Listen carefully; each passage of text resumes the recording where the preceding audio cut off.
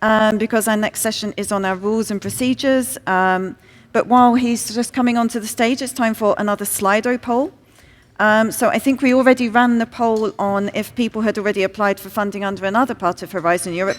But now we want to know, did you ever apply for funding under IMI? Okay, so this one, you can go there. They'll show up in a minute. Okay, so this is the one on Horizon Europe. So this is probably useful information for Desmond in terms of giving some comparisons and knowing. So around 2/3 of you have already applied for funding elsewhere under Horizon Europe, so should be familiar with a lot of the rules because obviously we are part of it, and I would say most of our rules are the same. And the other question is, have you ever applied for funding under IMI? Because again, there are some similarities. I don't know if we want to launch that next Slido. Okay, so we have there, 3/4 have never applied for funding under IMI. Oh, the yeses are going up though. Okay, so people are quite familiar with Horizon Europe, but maybe less familiar with IMI. I hope that helps you. So I'm going to go and sit down, and I'm going to leave Desmond to present the rules and procedures. If we can get those slides up, they should be there in a moment. Yeah. Well, I'll wait for Colm, I'll just start.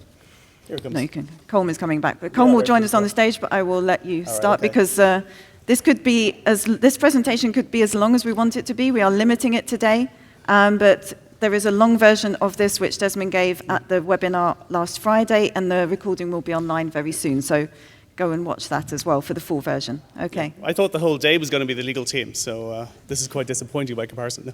As Catherine's actually said, I must apologize first. This is going to be an extremely truncated version of the webinar that we did on Friday. The webinar on Friday, I think we ran to 2.5 hours and we answered an awful lot of questions. This time I think we have a hard 20 minutes, so we're just going to provide, give you the broad strokes, and then maybe we'll have a couple of questions afterwards. But what I would do is refer everyone who has further questions first to the webinar, and then if the webinar doesn't actually give you what you need, then there will be further webinars going forward on various aspects of the rules. And lastly, then we do actually have the IHI Infodesk facility, which the legal team feeds into. That's Domenico, Carolina, and myself.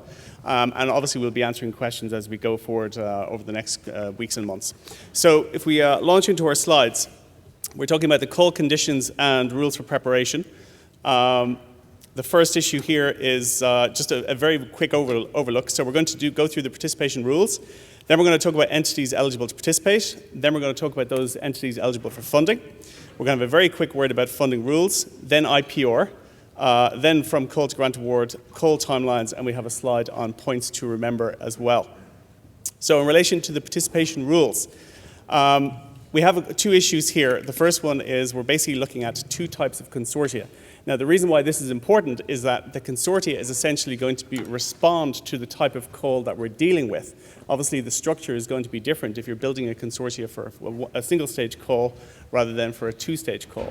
And we're going to talk about that in a little bit more detail as well. So some of our slides here are actually quite busy. I'm just going to cover the main points, and then we'll actually go through it. But suffice to say, I think the takeaway from this slide is different type of call, different type of consortia, and different rules as a result. Then, when we talk about the actual types of calls that we actually do, let's look at the single stage first. So as you can see from the actual slide, it's quite an efficient process. We essentially have the consortium forming first in relation to what's actually in the call topic text. That consortium will then basically prepare a full proposal, and we'll talk about the difference between short and full proposal a little later on. That actually then goes to evaluation, and basically, depending upon the budget that's allocated for the single stage call, we could potentially have a couple of successful consortia who would then basically draw funding and proceed to grant preparation. The two-stage procedure is actually quite different. In the actual call topic text, we already have, I think Catherine mentioned this in response to one of the questions, a predefined industry consortium. Now, this is important because then the applicant consortia at stage one, what they're doing is they're essentially preparing a short proposal, and again, we'll talk about that in a little while. And then that's a competitive procedure, which is obviously evaluated by independent experts. And those independent experts will basically score the short proposal, and the winner of that round essentially goes forward and then merges with the predefined industry consortium, and then they prepare what's called a full proposal, where they really get into the actual detail, and then that is evaluated again at a subsequent evaluation. So obviously, this will be reflected in the timelines we're going to talk about in a little while. but obviously the two-stage proposal, by definition, the two-stage process involves a longer time frame. In relation to the conditions for the single-stage call, so as we basically said here, the evaluated proposals will be ranked in one single list. The proposals above the threshold will be invited in order of ranking to prepare a grant agreement within the limits of the available budget. And then obviously there is indicative contribution, and this is very important for both the single stage and the two-stage calls. What we call a plan for dissemination, exploitation, and communication activities will be required, and in there you're essentially outlining what you're going to do with the results which are generated during the actual project. Similar to the single stage, then we have the two-stage, and the two-stage call, basically, as I said, we first have the short proposal from the applicant consortia. You're laying out the actual details. You're going through the competitive stage. One point I would draw your attention to, I think is the fourth bullet point there in relation to hearings. At stage one, sometimes obviously based on the short proposal, which is quite short, 20 pages, the questions may actually come up from the independent experts at the evaluation stage. So IHI may, at our discretion, organize hearings. Obviously, the applicants will be informed ahead of time, and it allows the actual independent experts to get clarification on some of the information which is presented in the short proposal. So sometimes it can actually be very useful. That is something to keep in mind if you're looking at a two-stage. And then just on the fifth bullet point there, again, the plan for dissemination and exploitation is required as well. I highlighted something underneath here just in bold as well, just to make a point. If basically there are questions in relation to this from the applicant consortia, you should not be contacting the topic writer. You shouldn't actually be contacting the predefined industry consortium. What we want to do is ensure a level, transparent playing field for all applicant consortia. Everyone follows the same rules. Everybody approaches it competitively and fairly. And then once we have the winner from that stage, then we'll introduce the predefined industry consortium. But as Catherine referred to in one of the answers, and as I've said previously, that predefined industry consortium is identified in the topic text, and you also have an idea of the indicative contribution that they're actually bringing as well. So that will give the applicant consortia enough information to proceed on that basis. In relation to those entities that are eligible to participate, at the risk of being a bit too obvious, but to make clear to everyone, our rule is any legal entity, regardless of its place of establishment, carrying out work relevant to the call objectives may be part of the applicant consortia. But there is obviously a very, very big difference between being eligible to participate and being eligible for funding, and we're going to talk about that right now. In relation to the eligibility, we basically say that we need a consortium to be composed of at least 3 independent legal entities. We can have 2 of them from associated countries, but we must have 1 legal entity that's based in a member state and is established in a member state.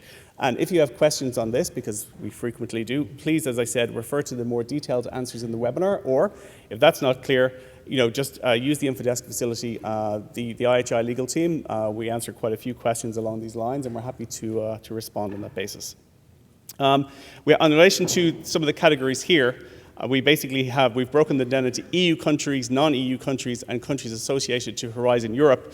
The EU countries themselves are the core. I think they're well known to everyone. Non-EU countries would be those who basically could still conceivably join. So we have those countries associated to Horizon Europe.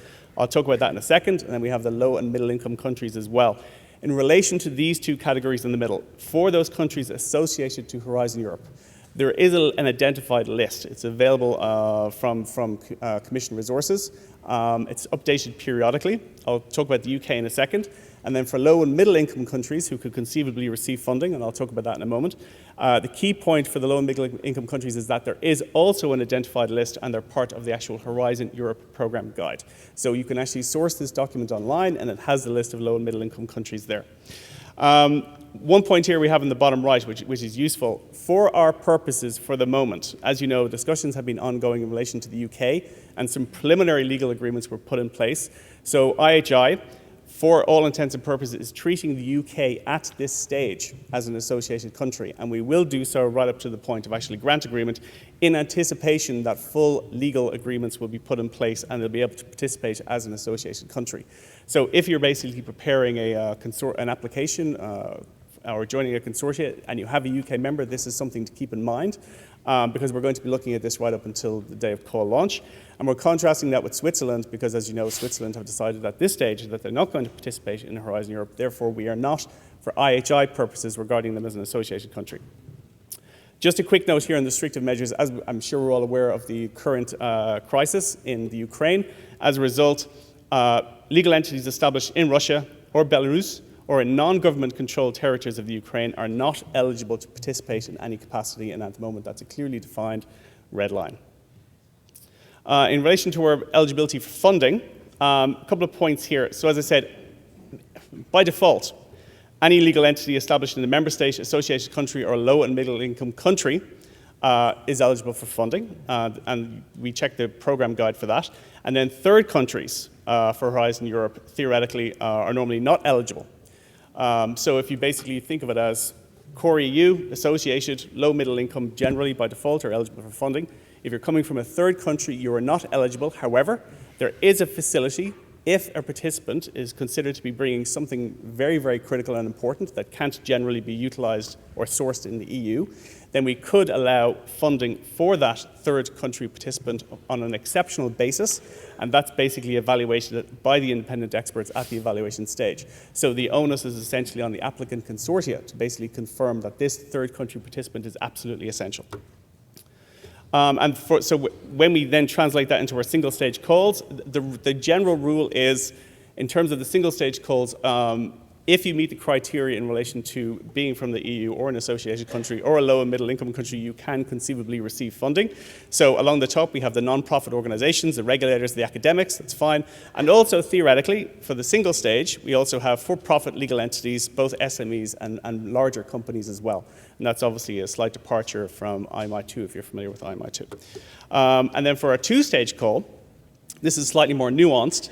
The non-profit entities, of course, receive funding, they're fine. And then SMEs, who basically can cap their annual turnover at just under 500 million, they are also eligible for funding as well. However, those who are not eligible for funding are the predefined industry consortium. So those companies that are identified in the topic text who are contributing as opposed to receiving funding. And then theoretically, a for-profit company, if it has an annual turnover of more than 500 million, also will not be eligible. A key point here is that when talking about that dividing line between 500 million, you basically ask, is it on its own? Is it an independent legal entity? If it's part of a larger group, then we do take that turnover into account as well. And there is actually a separate guidance available on that. And again, the IMI legal team, we get a lot of questions on that. But that's a good guide to actually have. In relation to the funding rules, so I'll just go through these quite quickly, the types of beneficiaries. So the private member, I mean, this is clearly defined. This is essentially our core members who are coming from the private sector, so FPA, COSIR, MedTech, etc. Then we have the constituent entities that are actually compose those private members. So if, for instance, you had a pharmaceutical company who is a member of FPA, then we would regard that as a constituent entity. And the affiliated entity is again, a separate company who may be linked to a beneficiary by what's called a legal or capital link. And generally for IMI, we look at that to make sure that there is indeed a valid capital or legal link between the beneficiary and the affiliated entity. And then the contributing partner, which is slightly outside, but this is basically the successor to the associated partner program under IMI 2, which, as you know, is very successful. I think we have 36 associated partners under IMI 2. Under IHI, they're called contributing partners, and again, we will be looking at bringing in philanthropic organizations, foundations, that sort of thing. And the idea of the contributing partners is that they're legal entities, they're basically interested in supporting particular topics or projects in IHI. They will make an application to the IHI governing board, basically saying why they want to contribute, how much they're going to contribute, and then the IHI governing board will review their application. The industry contributions then, quite briefly, so under IHI, which is quite different, we essentially have a couple of new concepts. We have the in-kind contributions to operational activities, and as we have here, we're saying they're eligible costs incurred during implementing the action. Now, ECOP, as we call it, the in-kind contribution for implementing the action, that can be either EU or non-EU, and the non-EU part of that is capped at 20% at the program level, and by default 20% of the project, but that limit can be adjusted depending upon the specificities of the actual call, and that may change from call to call. And then, but for IHI, we also have a brand new concept, which is EKAA, which is in-kind contributions for additional activities. This gives a lot of flexibility to the actual program, essentially allows potentially additional assets to be directed to a project, but not for actions done in the project. They can be added after the end of the project. By definition, according to the legal basis, it's happening in the EU, so we can't have non-EU EKAA. That might head off a couple of questions. And then we have the financial contributions as well. This is usually how the contributing partners will for instance, interact and some of the private members, whereby you essentially have a financial transfer by private industry to the beneficiaries to get particular tasks done.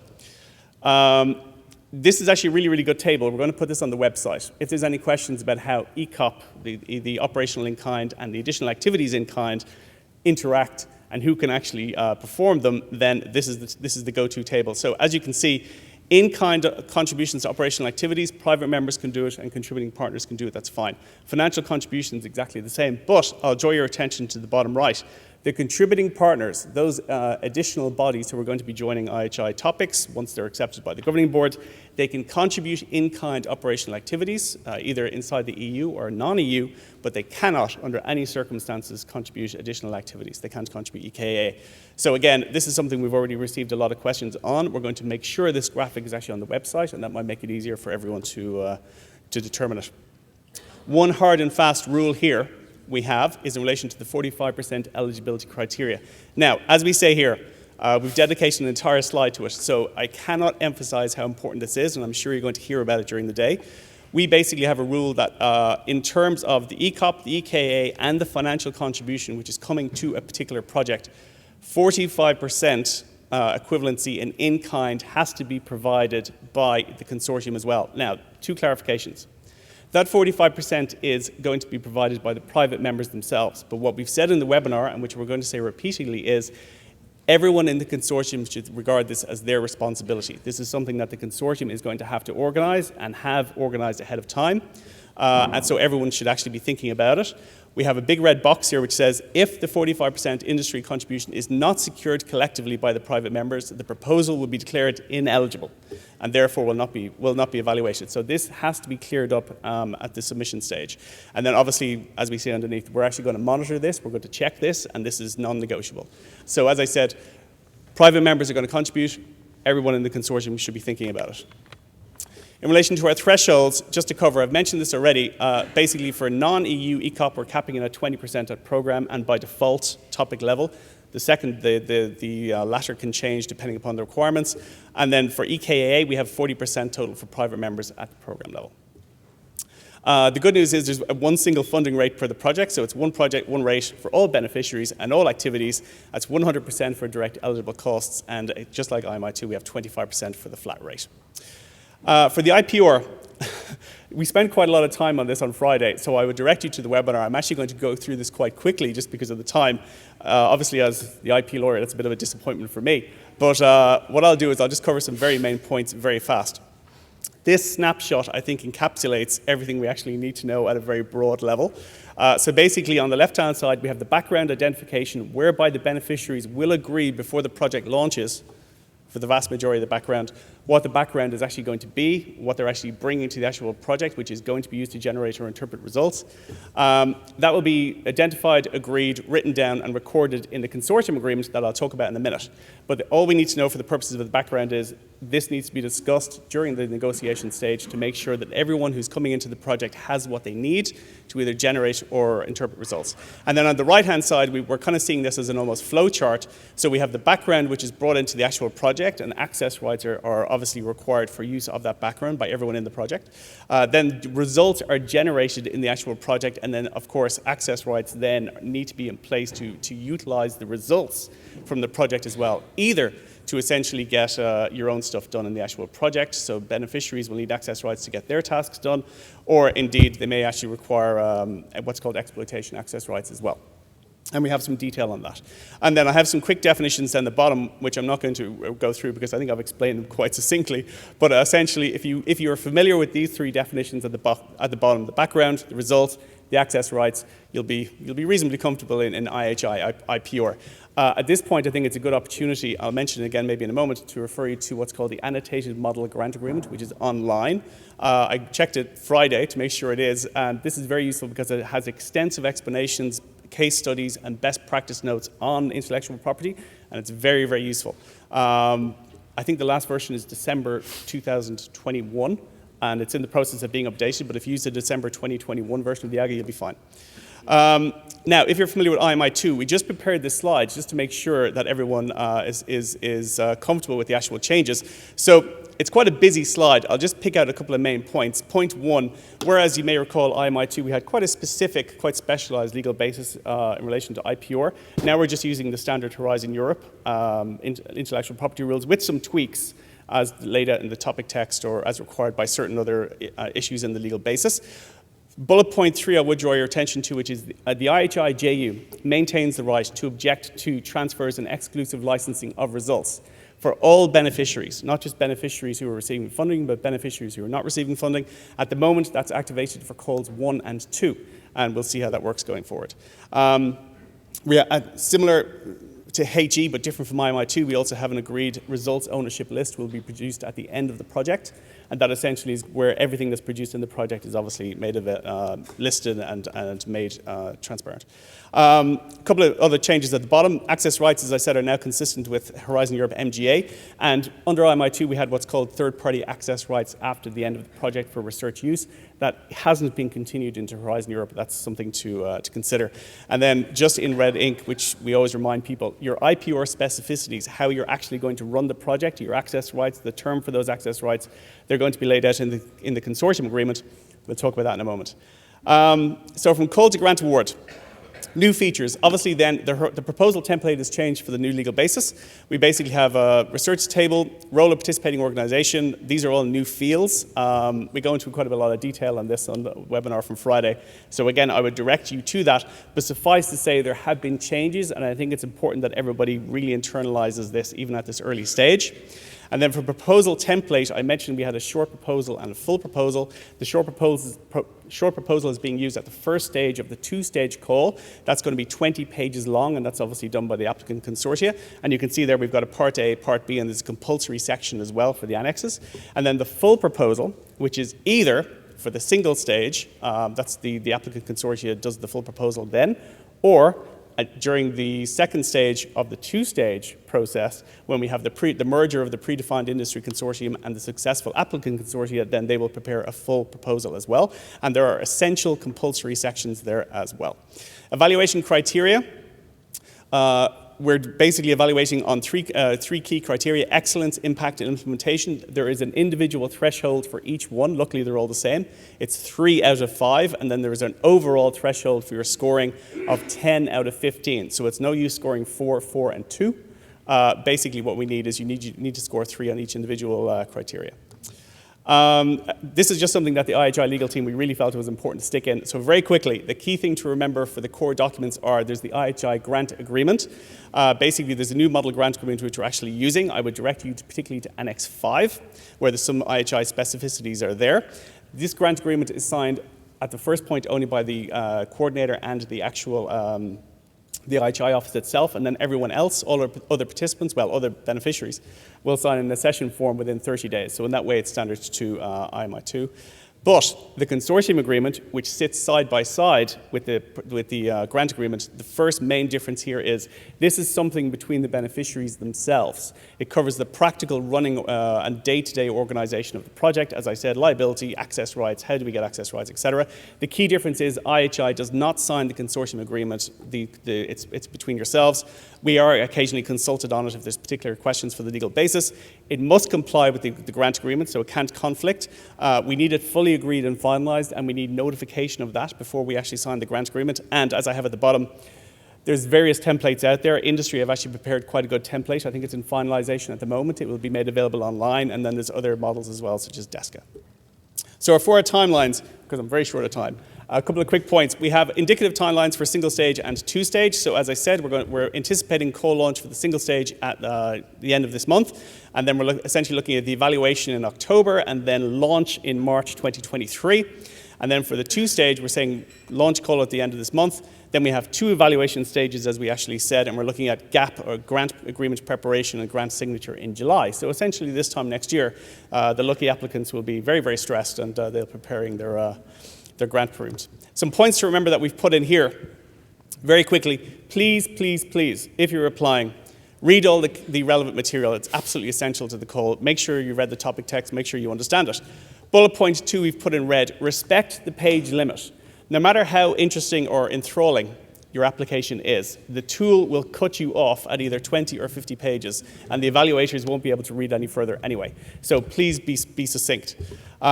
Use the proposal structure and template. Pay special attention to how to complete the ethics self-assessment. As I said, plan the 45% contribution. It's a responsibility of everybody. Make sure you engage with the relevant members to ensure that's in line. Complete accurately the researchers table to ensure gender balance, because this could impact a later stage. Coordinator must be financially viable. We have seen this from time to time in the past. Please make sure, if you are deciding you want to be a project coordinator and you get the support of the rest of the consortium, make sure your bottom line financials are in line before you take on that quite serious role, because we actually do look at it. And again, if you have questions, don't contact the industry writers or the topic writers. Please contact the IHI office. Either check with the science office, such as Colm, check with the legal team, such as myself, use the InfoDesk mailing facility, and all the teams contribute to that, and I guarantee you'll get the answer that you need. Last point, there's your contact points, the IHI program office. The general queries can go to the applicant's functional mailbox. There's also the InfoDesk functional mailbox, and you have the respective SRGs depending upon which member state you're coming from. And then this is something one of the other teams has slipped into the end of my deck, which is if you want to be an expert evaluator, please contact IHI, upload your details, and then someone will respond appropriately. And that is everything. I think this is Colm now, yeah? Thank you Thanks very much. Thank you. Yeah, so Colm, it's up to everything.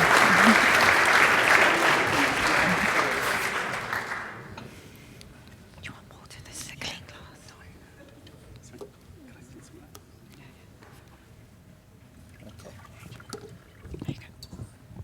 Okay, so hello again, everyone. So as well as being a scientific officer at IHI, I also have a responsibility to encourage and support SMEs to participate in our project. So I'm going to give a short presentation on some of the opportunities for SMEs in the first two calls of IHI.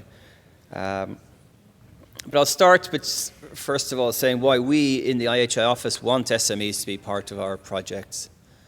There's a number of reasons, and I've listed a few here, but there's a broader number of reasons. And I guess this first one's kind of been answered by a question we had earlier on startups. You know, we think that SMEs can really act as that key interface between some latest academic or innovative thinking coming out of academia and the implementation in industry. And it's obviously the spot where IHI is acting. So we really think SMEs can add value there. We also find with a long experience of SMEs in our projects that SMEs can sometimes be a little bit more agile to change, to adapt what they need to do to make sure that the projects really do deliver what we want. And SMEs are quite well positioned to do that. Very, very important for us, the next two bullets here are about long-term impact of our results, making sure that our projects are not just short, single, one-off initiatives, but that the results are long-lasting. And we think that because SMEs have a commercial drive, they can identify some results that they can then build a business around, and that will make sure that these results are available in long term. And finally, I think, and just more generally, and this is true for all European funding, I think we recognise that SMEs are the bedrock of the economy in Europe. All big companies start as a small company. So we just want to generally support SMEs in their growth in Europe. So then from the SME point of view, why should an SME be involved in IHI projects? And I think a lot of these are about the opportunities that you as an SME would have under an IHI project that perhaps you would not have through other funding mechanisms. And first of all is that we under IHI, especially under IHI more so than under IMI, we're very much focused on translating research through to something really tangible that can have an impact on patients. And again, I think SMEs are very well positioned to do this. If you have a prototype, you have a product that maybe is already on the market, you can really take it to the next level in an IHI project. The second bullet here, which is something that a lot of SMEs tell us, and it's very true, and I've got an example later on this, is where if you have an SME with a product, with an offering already, the fact that in an IHI project you're working alongside researchers from other sectors, be it academia, be it big industry, really allows you to fine-tune what you have to directly address the needs of these researchers who would be your customers. And it's ideal for this. So you can really understand, and you're talking with the actual researchers who will use your product every day in the lab. So it's a perfect opportunity there as well. A bit more generally, when you're in a project with big, large organizations who address the whole of the pipeline of maybe drug discovery or med tech, you can get to understand the business in a way that perhaps an SME who's maybe a little bit more focused would not understand normally. And it gives you perhaps an opportunity to grow your business in areas you wouldn't have thought of before. The fourth bullet here is also what SMEs tell us a lot as well, is that IHI projects are generally quite high profile. And therefore, being on board on these projects can enhance your reputation, can enhance your visibility. And if you're someone perhaps looking for additional investment, this is obviously a good thing. And finally, and this is something SMEs tell us is perhaps the least important thing, but still I'll mention it anyway, is that all your costs of your activities in an IHI project are fully reimbursed. So now I'm going to go relatively quickly through 3 examples of SMEs acting in IMI projects. Now, obviously, IHI is a different beast, but I still think the message is the same about how SMEs have taken advantage of the opportunities that our projects have offered them. And I'll start with this first one on the data platform, because obviously a lot of our IHI projects are focusing on data. There's a Dutch SME called the Hive, who is part of one of our projects, Radar CNS, developed a platform to take data from wearables, smartphones, all sorts of different devices, link it up with clinical data, and make that data then available to the researchers in the rest of the project. And now this company have really developed part of their commercial offering around this particular platform. And while it's an open source platform, they offer services to enable others to take it up. And as I said, it's really central to their business. And you can see the last bullet point here is about all the additional studies that have been built outside of the initial project. And loads of new studies, lots of different investment, and lots of different participants. So I think this is a clear example of how they went into a project with maybe an idea, a tentative platform. They built it with the end users, and now it's part of their commercial offering. The second example here is one of a product that an SME, again, had an early version going into it's an IMI1 project, K4DD. And because they were in the project with, as I said, the scientists in the lab who were using their thing on a daily basis, they fine-tuned their second iteration of this project. It's actually for looking at the interactions between drug candidates and a protein, see the residence time. And because they managed to develop their product further, they became an acquisition target, and Brooker took them over. So again, you can develop your products within IHI projects as well, and maybe the reputation as well perhaps facilitates your exit strategy. And finally, I had an SME webinar a couple of months ago, and one of the SMEs I invited was this French SME called Oken. And what was unusual about them is that they were acting as the coordinator of a project. And some SMEs are nervous about this. I have to say there is a little bit of administrative overhead to do this. But what this project said is that because they were in an IHI project with large industrial partners who had very high demands on the more on the admin side, the professionalism and how an SME should work, they learned an awful lot, and it really made them become I think what Matthew said. They went from a bunch of start-uppers in their garage to a professional output, and it became very, very attractive to external investors, and they've got a lot of additional investment since then, and they've grown rapidly. And Matthew, the coordinator, put a lot of this down to their participation in this particular project. So again, I would invite you as an SME to seize this opportunity as well, and don't shy away from becoming coordinator if you feel you have the skills to do so. So I'm going to finish with a couple of slides on possible activities that SMEs could take on in the first 2 calls of IHI. These are just snippets I've taken from the call text. They're not comprehensive by any means, so I would ask you to think think broadly about what you could do. And I would also ask, project coordinators to also think, what could an SME do here? For all these reasons I've already listed, the importance of SMEs to really make sure your project has high impact results.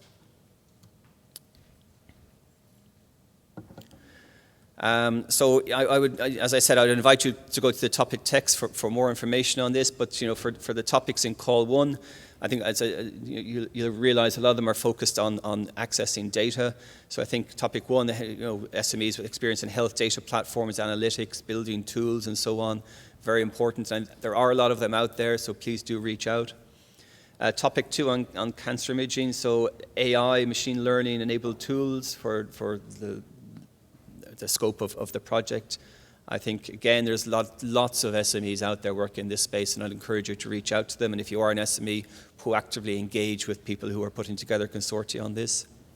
So in personalized oncology, again, so some of the tools for diagnosis, perhaps there's a lot of biomarker work in this particular topic, so maybe analytical work around the biomarkers.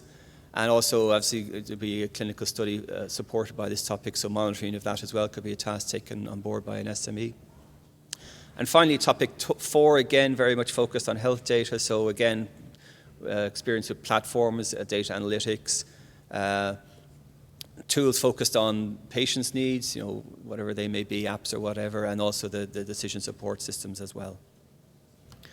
And I think for the call 2 topics, we've already heard quite a bit from the topic writers on that, so they're probably gone further than what I've done here. So maybe just to complement what they've done, they already gave you a clear signal there's an expectation that SMEs should get on board of these. But I think for topic 1, obviously, again, looking at expertise in artificial intelligence, data analytics, software, and so on, and also expertise in devices and digital health, I think would be important. And finally, for the early feasibility studies, and I think Andrea's already kind of mentioned this. I think he focused on the opportunities for the studies, the innovations that SMEs may have themselves, but also perhaps SMEs working in legal, regulatory, and ethical matters, which obviously is central to this topic as well. So that's my last slide. So I'll stop there, and I think we can address the questions that are coming in. Yes, thank you very much. So I don't know if you want to take a seat, Colm. So we do have time now for questions. And again, we're using Slido, the hashtag. Yes, you can give him a round of applause. They both did an excellent job.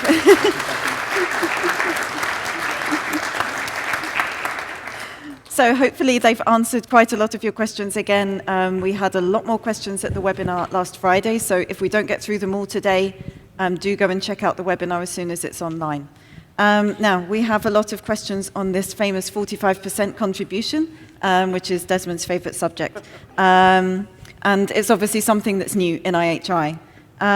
So one question here, what mechanisms do we foresee to put the different sides in touch and align their agendas? Maybe, Colm, you'd like to take that one. On the first one, on the mechanisms for... Sorry, I caught you sneakily while you were pouring yourself a glass of water. So what mechanisms, how would you suggest that people find the industry partners that they need for the 45%? Yeah, so we recognize that this is a particular challenge under the single stage calls, and that's probably one of the main motivations for hosting this event. So I'll just reiterate again, stay for the pitches which are coming up, but also look at the website of the event where a lot of people have put their expertises and what they're going to bring to a topic, including the industry side. So that's probably the main starting point. I would also invite you to reach out further. Use your networks if you have big industrial partners in your networks who could perhaps contribute from their own resources to a project. Want to take advantage of that as well and invite them to join you in a consortium. I think as well, we'd also really encourage people, if you're thinking of applying for future calls, don't wait until that call to start networking. So start networking sooner rather than later. Start building your networks early. Another question which also includes a maths test for you. So can you provide an example of the 45% rule of industry in-kind contribution for a project with an overall budget of 20 million? How much does industry have to bring in? If industry brings 5 million and another industry participant brings 2 million, what's the sum over there? Yeah.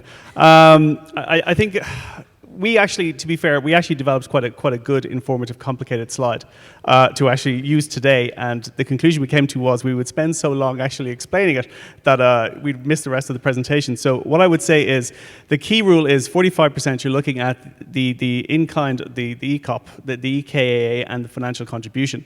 Now, rather than actually go into a detailed scenario here and recreate what's on the slide and take up some of our Q&A, what I would actually do is refer you to the example which is actually on the website or is going to be later on today. And we actually break this down and basically have the various categories, and it's laid out in a spreadsheet. And if you can zero in on that, we've made it accessible enough that should actually then deal with any future potential questions we have in relation to EKA. But again, think the ECOP itself, which is the operational in-kind, plus the financial contribution, plus the EKA, and then you're basically looking at the 45% of that. Okay. And again, on the in-kind question, we have a question on in-kind contributions to additional activities, or ICA, as we are calling it now. Who calculates this for single-stage calls?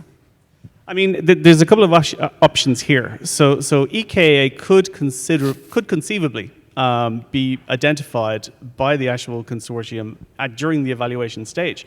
And if the information is in the actual proposal, then the experts will actually look at it. So as I said in my slide deck, in relation to this additional activities for in-kind, there's actually quite a lot of flexibility. So in terms of an example for it, I think the best example which has been given to me, because one of the special characteristics of EKA is that it can happen after the project, potentially what could happen is you could actually have a project which generates a lot of results. Obviously then it does dissemination activities during the time frame of the actual results, which will be, in kind for operational activities. But then after the end of the project, when it's finished, then you basically have this 2-year window after the end of the project where EKAA can be introduced. So EKAA could be used here to support the project going forward after the actual project end to basically sustain the results or add in additional benefits, or it could be, public publicity activities or sustainability activities.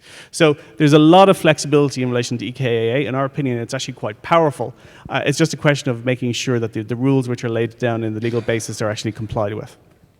Okay, I will add as well, when it comes to all the questions on in-kind and what it constitutes and what is and what isn't and the different kinds, my colleagues in the science and legal teams and the finance teams have put together a guide on all of that, and there's also going to be a detailed guide for applicants. So that's also something that will be published on the website around the time of the call launch.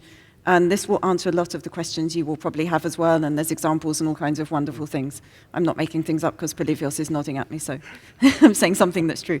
Okay, and then another question on the 45%, and then I think we have some questions on other subjects you'll be happy to hear. If beneficiaries bring in-kind contribution and it becomes more than 45% at the level of the consortium, can private partners receive a small part of the grant? I think we'd have to make sure exactly what we're talking about in terms of private partners. If we're talking about industry partners, then we actually said in the slide, depending upon the kind of whether it's a single stage or a 2-stage, there is a possibility there for funding. It would depend. If we're talking about private members, then it's slightly more complicated because basically if a private member is participating in the pre-identified consortium, then they actually can't receive funding. So unfortunately for this one, I wouldn't say there's a clear solution. What I would say is that there is a possibility for industry participants to the consortium under certain conditions to receive funding, but it will depend upon the type of call, whether it's a single stage or a 2-stage, and then it will also depend upon whether they're part of a predefined industry consortium, and it will also depend, you'll remember I referred to it in the slides, whether they're an SME, whether they're coming in under 500 million or whether they're a larger entity, and that then depends upon, again, whether you're a single stage or a 2-stage. So what I would do is, just to back up what Catherine said, we have extensive examples and we've put a lot of work into the applicant's guide, the guide for applicants, which is actually going to be released, which is going to deal with exactly this area. So if you have the guide for applicants and you basically have the resources on the website and you look at the example of EKAA and the 45%, I think you'll be in good shape. But if there's further questions, then we have the applicant's functional mailbox and the Infodesk functional mailbox as well. Okay, great. We have a couple of questions which I think I'll take together because they're kind of linked. So one is, for a public entity, do they get 100% of financing? And then there's another question, 100% of financing is reversed, but we also say 45% has to come from the consortium. Don't these statements clash? So maybe just to clarify. I think I'd make a distinction there between the funding, the reimbursement of costs that the beneficiaries are actually receiving. So as we said, there's one flat rate. But in every IHI project, then we actually have the in-kind contribution, which is coming from the private members as well. So there is a clear distinction there between the costs that you incur, which are described in the description of action or Annex 1 in the actual project, which you're actually going to be reimbursed at a rate of 100%, then you're fine. On the other side of the equation, then you actually have those dedicated resources, the expertise that industry is putting in, which is basically a 45% slice or representation of the overall eligible costs, et cetera, of the actual project. So I can understand where some of the wording is actually similar, but you can be confident that if, for instance, you're an academic participant, you have a 100% reimbursement rate as long as you follow the rules, and then that's not going to be impacted by the 45% criteria from the private members, so long as they pass that 45% threshold for the terms of eligibility that I talked about a couple of minutes ago. Okay, and SMEs are also eligible, assuming they're in the right countries and all those things, they're also eligible for 100%. Yeah, we can comfortably say that if you're an SME and you're coming in below 500 million, then you're in very good shape as regards the IHI rules, but I would refer you to what I said earlier on. It's not just you potentially, if you're part of a larger group or if there's a share purchase agreement or you have someone who basically has a share ownership in your SME, then you have to possibly look at the larger corporate structure that you're a part of, because that could affect your annual turnover per the calculation that we do as to whether you come in under 500 million or over. Okay, Colm, you want to add something? Yeah, maybe just on the third question here on what we mean by 100% costs reimbursed for SMEs, and this applies to public entities as well. We're talking about costs, not your commercial rate. So it's your costs are reimbursed. You cannot charge out what you would charge at your commercial rate. We don't allow for profit. Just bear in mind that. But 100% of your costs are reimbursed for your activities in a project. Okay. Moving on, there is another question. Is it okay that the principal investigator of the consortium is from an associated country? I presume by principal investigator we mean here the coordinator. Yeah, so we use, the language we use is more around coordinator perhaps to reflect the collaborative nature, the larger collaboration we would have of a project. And no, there's no particular restriction as far as I'm aware on this. No, I mean, we can have a coordinator from an associated country. There's no hard rule against it. General practice is that obviously they'll be from a member state, but I think we've seen it in the past. Okay, and another question also on the question of the coordinators. In stage 1 proposals, do we still have the formula of one academic coordinator and one industry leader? So I think for IHI, I think to be fair, we actually have a lot of flexibility. So particularly at stage 1, I think it's going to be incumbent that the applicant consortia organizes itself as it thinks is best places it to answer the topic text. So you will, of course, have the coordinator. We don't say that the coordinator has to be an academic participant. It could conceivably be someone from industry, but in the past, consortia have actually found it convenient and sometimes more efficient to basically have the coordinator from the academic side and then something like a project manager from the industry side to handle that part of it. But we don't actually impose a structure on the applicant consortia. And as I said, because the single stage call is so open and there's so many possibilities, I think it's good that you have that flexibility and you can basically design the vehicle in terms of the consortium and the proposal which you think is basically going to best answer the criteria that's in the topic text. Okay.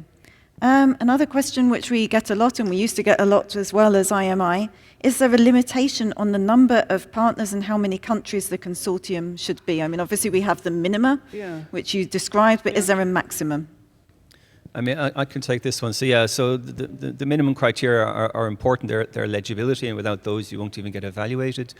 There is no maximum, though. What I would say is that we want the collaborations to be manageable. The cross-sectorial collaboration we're looking for already offers management challenges, and as soon as the number of partners goes up and up and up, it's even more so.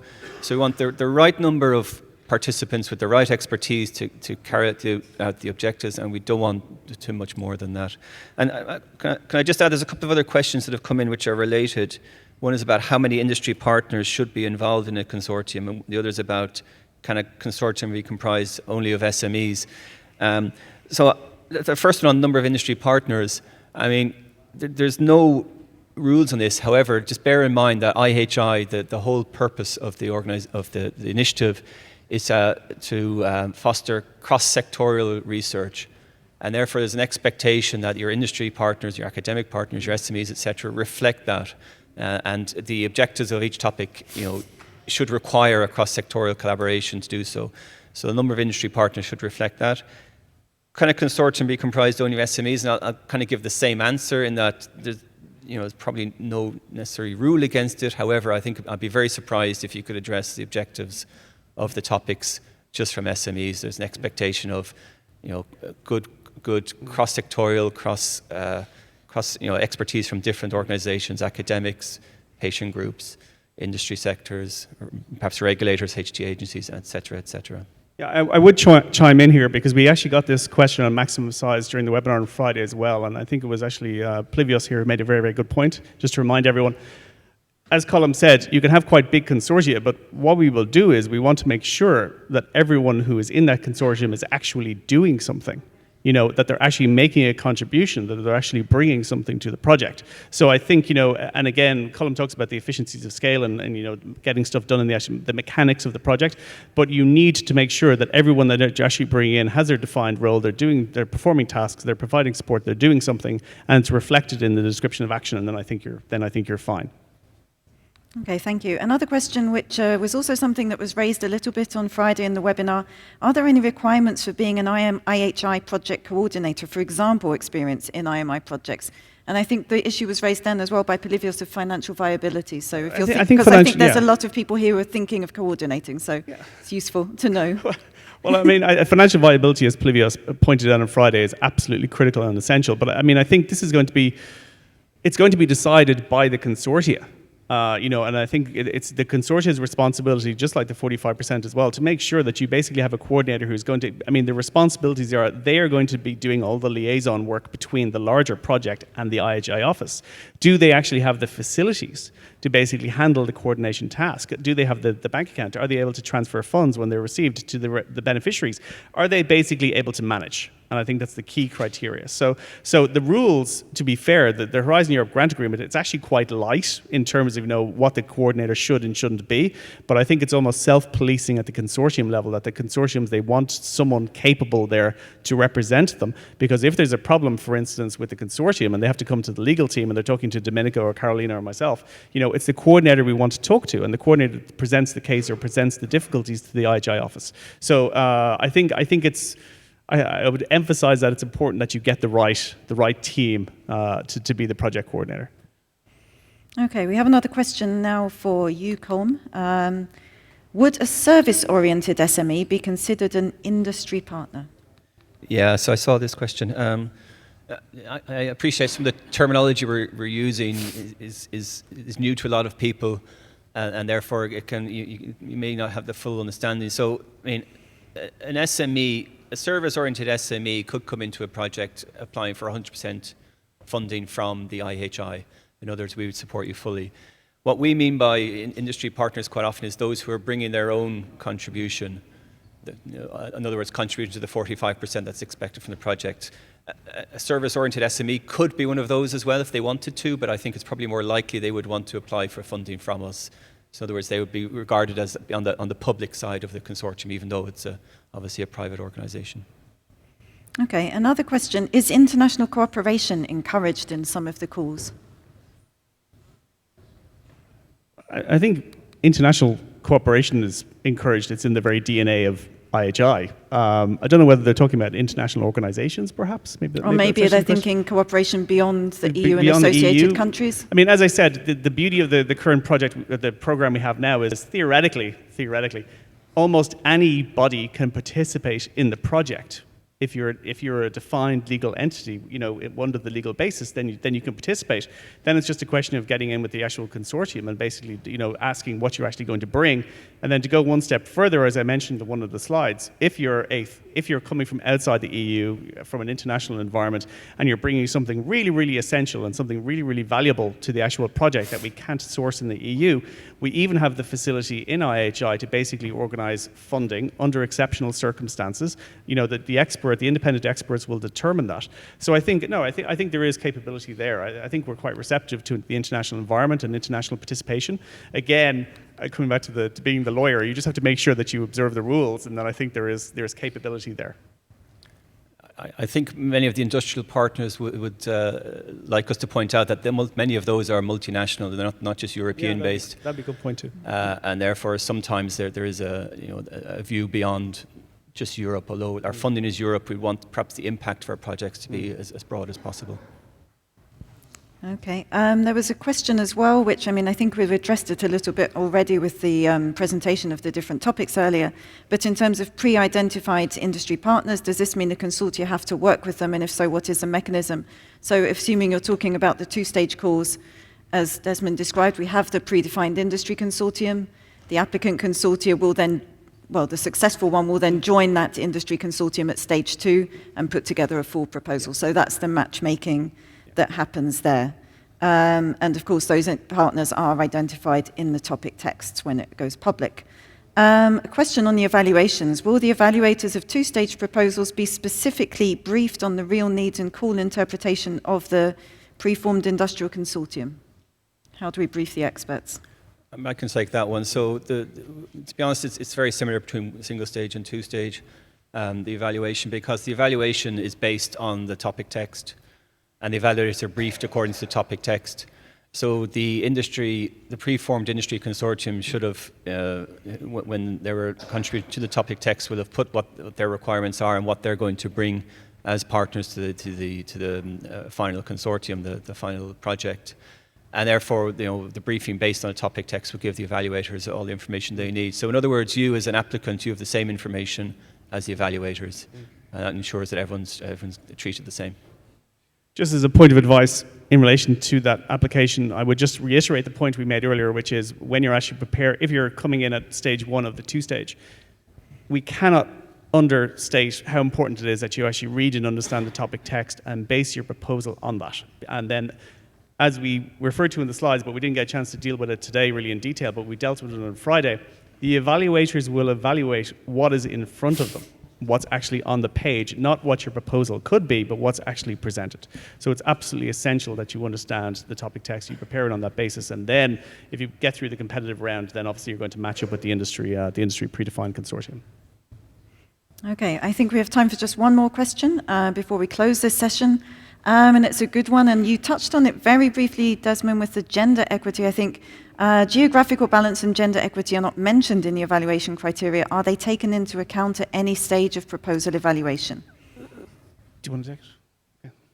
Yeah, so the evaluation is mostly based on the criteria which Desmond already put on the screen, and I'd encourage you to maybe look at the evaluation criteria in more detail. They are subdivided into sub-criteria, and they are what the evaluators will follow. The evaluators are instructed to evaluate every proposal against precisely those criteria. So it's very important that when you put your proposal together, you make sure that you're addressing all of those particular points. There are instances where there could be a possibility where where multiple proposals are submitted and they all score the same at the end of the evaluation. In those situations, there are a secondary set of rules that come into force about which one get priority. Gender is one of those, but it's a little bit further down. We talk about the distribution of scores between the different criteria and so on.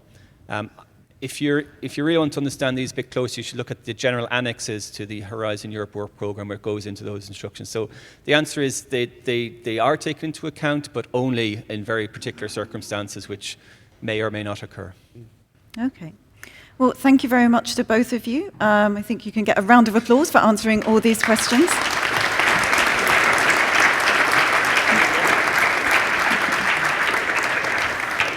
Okay, I'm sorry we didn't get to go through all the questions, but I will add that our colleagues will be here today. Desmond is not the only lawyer in IHI. We have two more, Carolina and Domenico, who maybe if you just want to stand up so that people can see you, so that they know these are more people who you can harass if you have further questions about the rules and procedures. So thank you to both of you. And now I would like to invite Hugh to come up and run one last Slido poll and close this session before we break for coffee. So thank you everybody, for what was an interesting session. Thank you to the speakers for informative presentations. Thank you for the pertinent and many questions that we've received, and hopefully you got some helpful answers. I just want to reiterate something that was mentioned before. We have specific webinars dedicated to each of the topics. You saw the schedule in a slide earlier. So please look at the website, sign up for those. There is a wonderful 2.5-hour presentation on our rules and procedures, and you can now understand why it took 2.5 hours to get through all the points.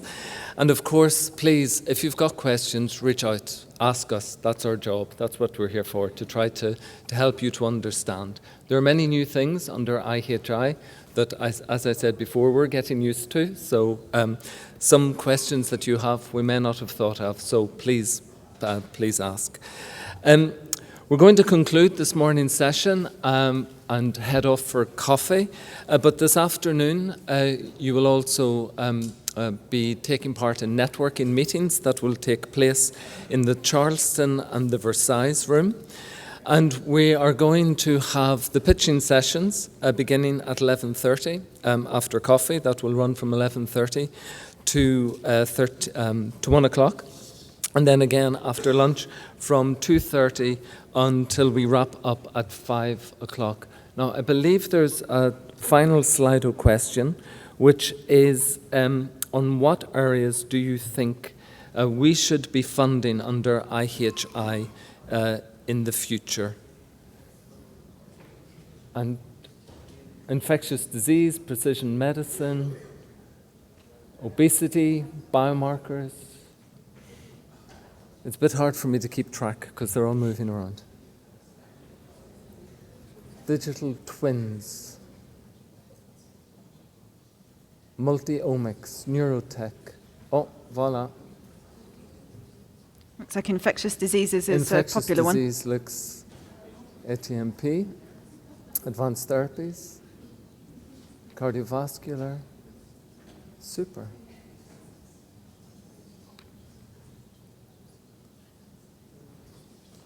Okay. So, I think if it continues, we won't actually be able to read it because the text will get so small. Precision medicine.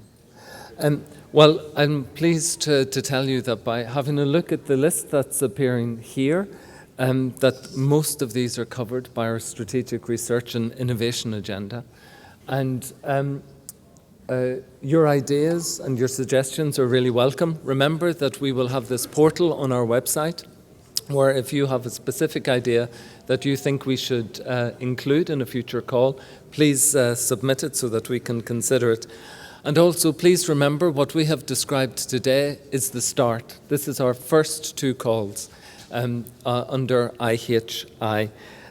So we have several more years, about 7 years of calls in which we can try to capture and address some of these fantastic ideas that you are suggesting. And also, this is our first brokerage event, so I want to reiterate the point. If you've got suggestions of what we can do in the future, how we can improve, what we can learn, please provide the team with that feedback, and we can factor that into the future networking and brokerage events that we have. So, thank you for your attention this morning. And you can all go off and have a well-deserved cup of coffee. And we meet back here for the pitching at 11:30. Yes? Okay. So thank you, everyone.